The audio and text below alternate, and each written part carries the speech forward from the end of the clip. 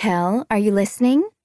Mom squeezes my hand as our car jerks to a stop outside the French market on North Peters. Yes, get my pay for the week, in and out. That's my girl. Hurry now. I'll circle. She brushes my loose curls from my cheek with a cautious smile before I slip out of our '99 Civic, a junkyard find. Its blue paint dry and peeling. Before this car, it was an old yellow truck. And before that truck, it was the bus. Everywhere. But Mom didn't like not having a way to get up and go. Run at a moment's notice. So she made sure to get really good at fixing up old finds. Really good at hiding me. 14 schools, 12 years, 9 cities. Every place is the same, a backdrop I blend into. Anytime Mom gets suspicious someone might know about the poison running through my veins, she stuffs our entire life into a tiny yellow, hard-shell suitcase. It's perplexing that my entire existence can be tucked into something so small and shoved into the trunk of a car. At first, I'd stuff everything I could into my bag. Now, I just grab my tennis shoes, a phone charger, and my lucky keychain.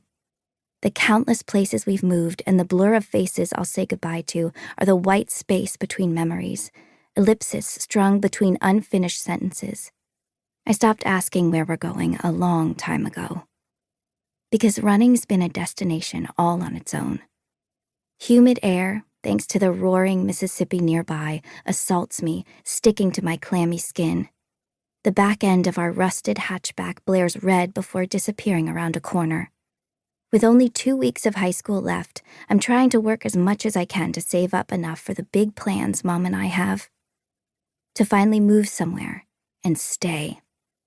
If a caged bird sings of freedom and a song can be a wordless utterance, a wish, a burning desire, then I sing of salty air and sand between my toes, of a home that's not a moving target. After graduation, our plan is to find some small beach town, a real beach, not like the muddy water we've been around these last 6 months in New Orleans, and blend in with the sand. Only a couple more weeks. I graft myself into the afternoon commotion of the congested market, and it's like slipping into a worn pair of shoes. I disappear into the throng of shoppers in the outdoor pavilion with my chin to my chest, hands tucked in my pockets. Be forgettable. Mrs. Broussard should have my money for my shifts last week. She's a local confectioner whose family has been in the business of pralines since there was such a thing. The market buzzes with an energy that slows my steps. Too many people.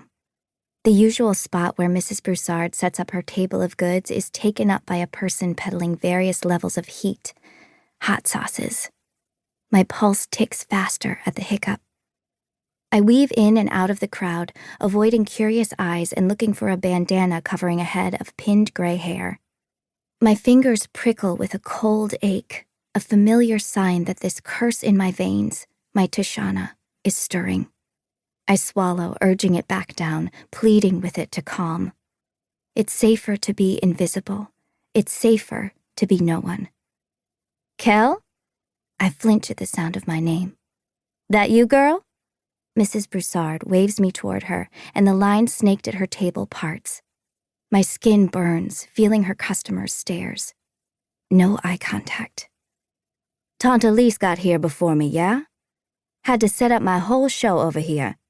She know damn well I use that spot every day, but here she come trying to get my customers. Her hand rests on her hip. You come for your money? I nod, and Mrs. Broussard pulls an envelope out of her apron. This is the first job Mom ever let me have, because we need the money and Mrs. Broussard doesn't ask a lot of questions. She pays me in cash and has only ever asked my name once. You gonna do extra hours for me next week? Not until school's out. Very good. Don't linger around these parts, Che. Gonna get out of here before it get dark, you hear? The thick envelope in my hand soothes my nerves. I counted. Twice. My lips curl as I thank Mrs. Broussard and turn to go. The crowd has thickened like a nice roux. Be unpredictable. A cluster of tourists lodge in the entryway and I scan for another exit. Away from the vendors, near an abandoned pop-up tent full of fleur-de-lis candle holders, is a sign for the bathrooms. A red exit sign blares next to it, and I head that way. Mom will worry if I take too long.